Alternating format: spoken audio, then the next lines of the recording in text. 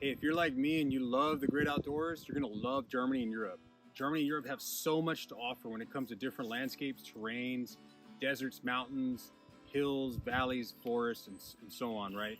It's really kind of endless and you're never gonna see the end of it. But the great outdoors here in Europe and Germany aren't necessarily gonna be experienced the same way you have in the United States. So, okay, first big thing that you need to be aware of is primitive camping. So primitive camping is the cheapest way to get out there and see the outdoors, at least back in the United States.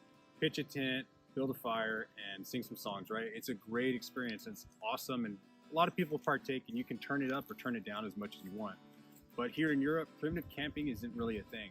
Now, that's not to say that you can't take a tent and go somewhere and find a flat spot to go and, have a good time. But it's not going to be enjoyed the same way you can in the United States. Although Germany and most of Europe are public land, it's actually illegal to go primitive camping. And this is a very serious detractor from what is actually available out there, right? So yeah, there are a lot of hills and mountains and all these kind of things, but can you actually use them? Well, the thing is, they do have campsites, but camping to the Europeans is more of the RV type camping. So you might have a lot of flat spots out there with all the utility hookups, and you can pitch your tent there, but you're going to be kind of the minority as far as experiencing it the roughing it way, right? Most people in Germany and beyond, at least in the western part of Europe, they actually use RVs, and they use RVs exclusively when they go camping. Now, one great alternative to that is that there are other places in Europe that you can use your tent. So Switzerland being one of the first exceptions, Switzerland, you're allowed to camp anywhere above that tree line or that alpine zone.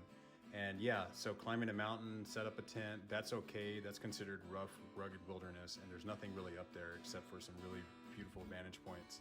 Now, anything below that tree line is heavily regulated, so make sure you're complying with law. Now, one other place you can actually go camping is in Scotland. Scotland is a part of the UK, and yeah, it's not part of the mainland Europe, but it's also a place where you can go out into the highlands and find a camping spot. So outside of Switzerland, outside of Scotland, the Nordic countries are also very open to primitive camping, but those are also pretty far out. So this video is basically about expectation management. Now our tent, the only time we ever see any use with our tent is actually just pitching it in the backyard. Since then, we haven't used it, but a few times when we go out to places like Baumholder, some of the DoD sites have little camp spots, and they have their fire rings, and you can roast marshmallows and have that experience of stargazing and whatnot, but it's not going to be that real rough in it that you would hope to see. So most places in Western Europe are actually going to be more established and more built up, so primitive camping is just not going to be as much of an option. Now, outside of primitive camping, what are the other alternatives? Well, they also have chalets, and these are basically huts or cabins that you can find all over the place. Now, they originated up in the Alpine region, but today you can find them in Belgium, France, etc. And they're like basically holiday homes, and they can be fully furnished, and they can have every utility you can imagine, or everything you would need, and they're actually really quite fun.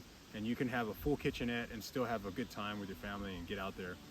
Now, lastly, what else is there as far as the outdoors? Well, like I said before, every single landscape, every single geography type, even deserts can be found out here in Europe.